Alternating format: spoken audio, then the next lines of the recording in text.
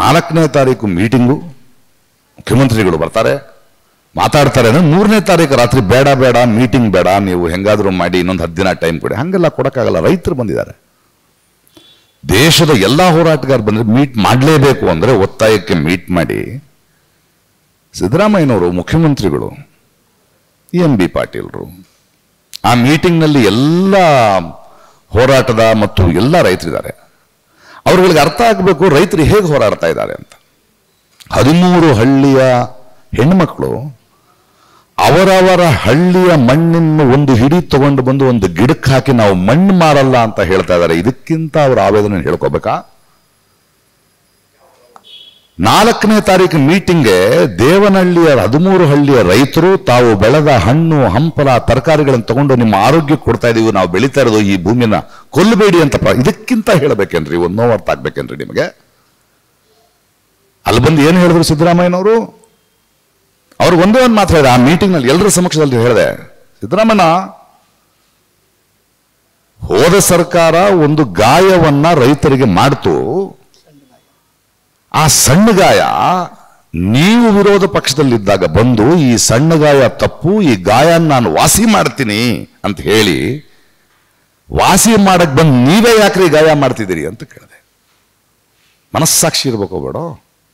ಇಲ್ಲ, ಅರ್ಥ ಮಾಡ್ಕೊಳ್ಳಿ, ಒಂದು ಫೈನಲ್ ನೋಟಿಫಿಕೇಶನ್ ಬಿಟ್ಟಿದೆ, ಅದರಲ್ಲಿ ಕೆಲವು ಕಾನೂನಿನ ತೊಡಕೆಗಳಿವೆ, ಅದಕ್ಕಾಗಿ ಕರ್ನಾಟಕ ಸರ್ಕಾರವು ರೈತರನ್ನ ಮತ್ತು ಹೋರಾಟಗಾರರನ್ನ ಮನವಿ ಮಾಡ್ತಿದ್ದೀವಿ, ಒಂದು 10 ದಿನ ಟೈಮ್ ಕೊಡಿ ಅಂದ್ರು. ಇದೇ ಸಿದ್ದರಾಮಯ್ಯನವರು ಹೇಳಿದ ಮಾತು.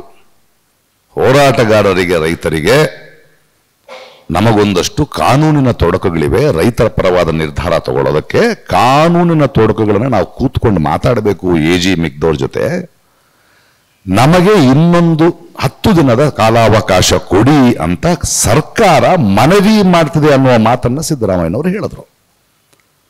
ನಾನು 1 ನಿಮಿಷ ಇರಿ ಸಿದ್ದರಾಮಯ್ಯನವರೇ ಅಂತ ಆ ಮೀಟಿಂಗ್ನಲ್ಲಿ ಅವ್ರನ್ನ ಇನ್ನೊಂದು ಪ್ರಶ್ನೆ ಕೇಳಿದೆ. ನಿಮಗೆ ಈ ಪ್ರಕ್ರಿಯೆ ತಪ್ಪು ಅಂತ ಗೊತ್ತು, ರೈತರು ಹೋರಾಡ್ತಿದ್ದಾರೆ ಅಂತ ಗೊತ್ತು, ನೀವು ಸರ್ಕಾರ ಬಂದು 2 ವರ್ಷ ಆಗ್ತಾ ಇದೆ, ಎಲ್ಲ ಗೊತ್ತಿದ್ದು ಫೈನಲ್ ನೋಟಿಫಿಕೇಶನ್ ಆಗೋ ತನಕ ಯಾಕೆ ಬಿಟ್ರಿ ನೀವು? ನಿಮಗೆ ಗೊತ್ತಲ್ವಾ, ನೀವೇ ತಾನೇ ಇದನ್ನು ರದ್ದು ಮಾಡ್ತೀನಿ ಅಂತ ಹೇಳಿದವರು, ಇದು ತಪ್ಪು ಅಂತ ಹೇಳಿದವರು, ನೀವು ಯಾಕೆ ಬಿಟ್ರಿ? ಈಗ ಬಿಟ್ರಿ, ಓಕೆ, 15 ದಿನದ ಅವಕಾಶ ಕೇಳಿದಿರಿ, 10 ದಿನ ಕೇಳಿದಿರಿ, ಯಾವ ಡೇಟ್ ಹೇಳಿ, ಇಲ್ಲ 15ನೇ ತಾರೀಕು ಬೆಳಗ್ಗೆ ಸಿಗೋಣ, ಓಕೆ.